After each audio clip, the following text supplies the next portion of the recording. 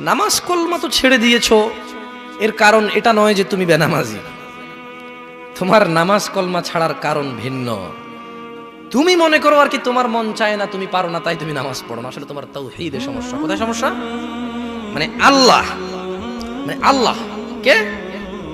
আল্লাহ তিনি যে তোমার হিসাব নিতে সক্ষম এবং তিনি যে তোমার হিসেব নিবে, তুমি এটা পরিপূর্ণভাবে বিশ্বাস করো না, তাহলে তো তুমি নামাজ পড়তে। তুমি মনে করো আর কি তুমি নামাজ পড়ছো না, তুমি গাফেল।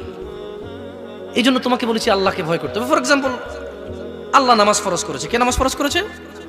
আল্লাহ। মুয়াজ্জিন আজান দেয়, তুমি নামাজ পড়ো না। তুমি মনে করো তোমার দান সাদাকা তোমাকে উদ্ধার করবে? তোমাকে ভুল শিখিয়েছে। আমি মানুষ, ছোট হতে পারি। শোনো, জোর জবরদস্তি করে কিছু কথা আমাকে শুনিয়েও দিতে পারো, এখান থেকে নামিয়েও দিতে পারো। বলছি না তোমরা নামাবা, বাট এটা পারো। তবে মনে রাখবে, কথা যেটা বলে সেটা উল্টাতে পারবে না। কেন পারবে না জানো? কারণ এই কথা উল্টানোর জন্য তোমাকে কথা থাকতে হবে। মনে রাখবে, তোমার দান সাদাকা যা হিসেবই হবে না।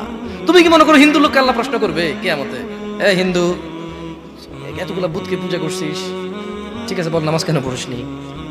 ও তো মুশরিক। বুঝুনি মনে হয়? এটা স্কুল, এটা স্কুল, এখানে আমি পড়ি না, আমার কি পরীক্ষা হবে? আমার কি পরীক্ষা হবে? বুঝে দিতে পারিনি মনে হয়। তো যে মুশরিক, তার নামাজ রোজা হজ যাকাতের হিসাব কিসের হিসাব? সে তো অলরেডি এমন অপরাধী যা ক্ষমাযোগ্য নয়, যা কি নয়, ক্ষমাযোগ্য নয়। একজন বেনামাজি মানুষ, সে মনে করে নামাজ না পড়া শুধু নামাজ না পড়া, অথচ আল্লাহর নবী, যে একটু আগে বললাম, আল্লাহ বলেছে যদি তোমরা আল্লাহর ভালোবাসা পেতে চাও তাহলে রাসূলের অনুসরণ করো। রাসূল বলছে যে নিশ্চয়ই কাফের এবং মুশরিকের মধ্যে আর আমাদের মধ্যে পার্থক্য হচ্ছে নামাজ।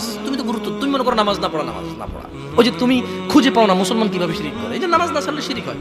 দেখো, আমি অনুবাদক, এখানে যারা বুখারী পড়ায়, মুসলিম পড়ায়, তিরমিজি পড়ায়, হাদিস তারা পেয়েছে না। হানাফি, শাফি, মালিকি, হাম্বলি, তিরমিজি, আবু দাউদ নাম দিয়ে তুমি পরিবর্তন করে গোপন করতে পারো, কিন্তু আছে।